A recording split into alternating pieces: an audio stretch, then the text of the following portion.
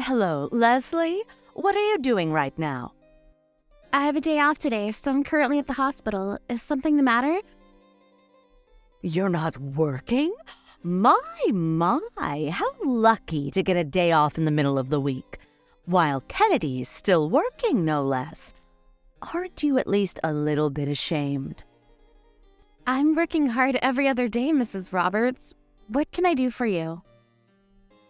Neither you nor Kennedy have been coming over to visit us these days. Mind telling me what's up with that? We don't get many chances to visit, and recently we've both gotten busier with our jobs, work piling on and all. That's just an excuse, isn't it? It's not, I assure you. You seriously can't make some time to see me and my husband? See, this is exactly why I despise women near 40 without any children. It's like you don't feel responsible. You're just saying work this and work that when you're just running, aren't you? Anyone would agree that load of BS is just a good excuse to explain why you don't have children. But it's not like that at all, you see. It brings me sadness that you would think that way, but we will visit you whenever we can, I promise. And when would that be, precisely? You do have your day off today. You get over here right this instant. Right this instant? I'm still at the hospital, Mrs. Roberts. In addition, it does take about an hour and a half to get to where you live. I also have some other plans later on in the day, so I'm afraid today will be difficult. Ugh, excuses again? These are not excuses, Mrs. Roberts. I wonder how we can live together if this keeps up. What?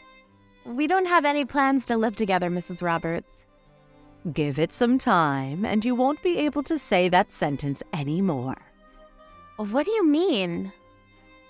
You see, dear, we've decided to reform our entire house. Oh, is that so? I didn't know about that.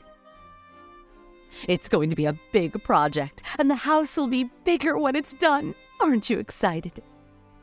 Yes, I'm very excited. When will the reforming start? We're still discussing that, but once the construction's finished, I thought we could live together. Oh, what? It's scheduled to finish sometime next year, so you'll have plenty of time to get ready, right? Mrs. Roberts, could you refrain from deciding stuff for us, if you please? Like I said, we don't have plans to live with you, not to mention the fact that our jobs are so far away from your home. Kennedy can commute to work by car, and you can just quit your own job. You aren't doing much of anything in any case. A businesswoman approaching 40. Ugh, what a cliche. I have no intention of quitting, Mrs. Roberts. It's a technical job, after all. I get guaranteed leave, so I have no wishes to stop working just because I have days off. That's irrelevant, my dear Leslie. You and Kennedy are coming to live with us, and that's final. That will only make things worse for us, Mrs. Roberts. Plus, doesn't Miss Olivia live with you at home? You already have a younger adult living with you. Isn't that enough? For now, sure. What? Is Miss Olivia going to move out or something? What are you on about? She's not going anywhere. That girl's coming with us when we move. But in the event something happens to us, you're going to take care of her after all, so without you living under the same roof, it's rather inconvenient, wouldn't you agree? What exactly are you saying, Mrs. Roberts? Huh? We are going to take care of Miss Olivia? But of course you are. Kennedy is Olivia's only brother, and they have to support each other, wouldn't you agree? I doubt that's what Kennedy would want, Mrs. Roberts, and I think you know about this. Kennedy doesn't particularly like his sister. Oh, that's only superficial nonsense. Either that or he's just saying that it's you he's talking to. They are family, no doubt about that, and they must help each other out. Forgive me, but I beg to differ. But in any case, we already have so much on our own plate, we can't help Miss Olivia in any way. She's not even working, despite all of her credit card loans. There's no way we can help her. That's exactly what family's for, Leslie. Olivia's your sister too now, isn't she? I'm sorry, but I've never thought of her as my sister. The heck? Then what was she in your eyes this whole time? Only that there's someone else living in your house. We've only met like twice since Kennedy and I got married. And she spends most of her time secluded in her room, doesn't she? That girl's a hard-working academic. Her room's filled to the brim with books. Unlike you, an unintelligent, broke woman, she reads her time away. I read books too, Mrs. Roberts. The only difference is that I can only buy books I can afford with everything else. Oh, shut the hell up. You're going to live with us very soon, so I suggest you get comfortable with Olivia.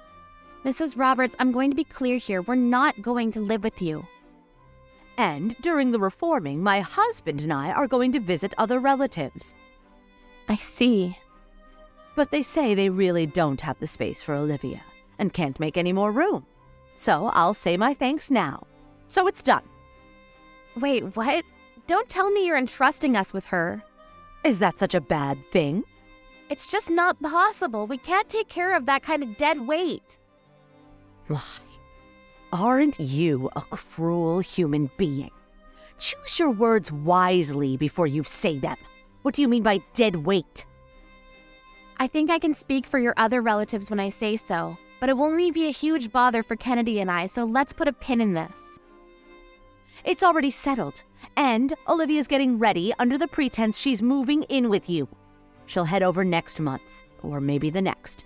Take good care of her. Are you not understanding what I'm saying? We don't have the space for her books, assuming she brings any. When it's finished, the house will become Olivia's dream home, you know, and you'll be living in it too. Maybe you should ask her for the arrangements. What? Her dream home?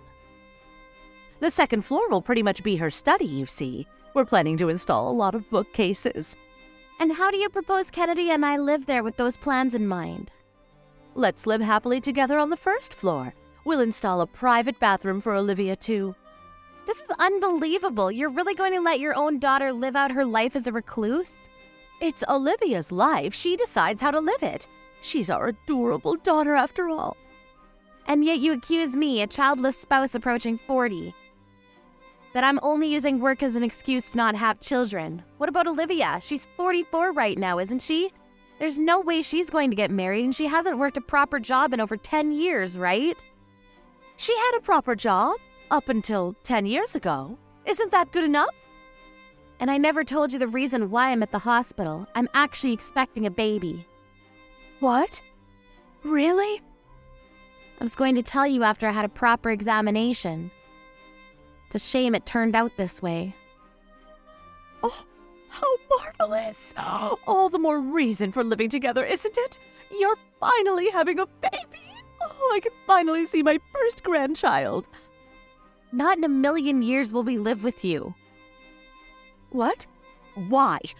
We can't live in a newly reformed house with the second floor a haven for a recluse. With our darling baby, you see. And also it's another thing to live on the first floor with our family, with Mr. Roberts and with you, while Olivia gets the whole damn second floor to herself. A child changes everything, Leslie. I'll have a chat with Olivia and see if we can reach a compromise. In either case, we're not living with you. We have no intention of taking care of Olivia either. How heartless of you. Kennedy would never say such nasty things. And also, Kennedy and I are planning to build a house of our own. What? Really? We were worried that we couldn't help you in the event you're not doing so well, so we were thinking if we build a little bit closer to home. I'm starting to think it's a lost cause. You were thinking about that for us? Yes, on the condition that you make Olivia independent, but that won't seem possible anyway. I want to live with my grandchild, too. I've been waiting 3 long years for a grandchild, you know. Perhaps you should be hopeful to see Olivia's child. Since she's so important to you, you're willing to reform your whole house for her sake. Well, first she has to touch some grass if you want her to get married and have children. She isn't so much dead weight for me and for Kennedy. Perhaps oversized piece of trash is a more accurate description. How about you start by making her stop asking for credit card loans?